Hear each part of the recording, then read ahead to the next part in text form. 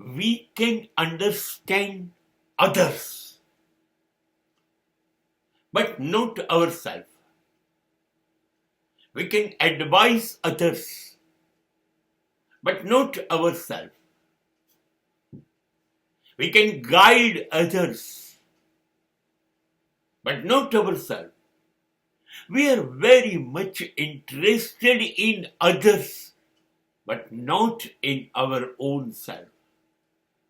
આપણી તકલીફ એ છે કે આપણને બીજાને સલાહ આપવી ગમે છે, બીજાને માર્ગદર્શન આપવું ગમે છે, બીજા પાસે હું કંઈક તમારાથી વધારે છું એ સાબિત કરવું ગમે છે. એ આપણી તકલીફ છે.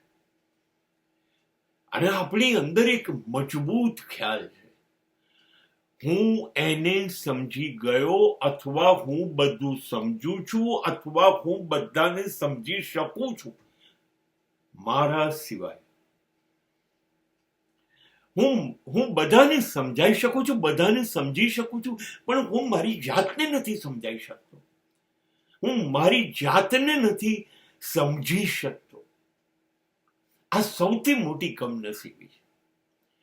અને પાયાની ખોડ છે, જ્યાં તમે તમારી જાતને નથી સમજી શકતા, તો તમે કેવી રીતે બીજાને સમજી શકશો?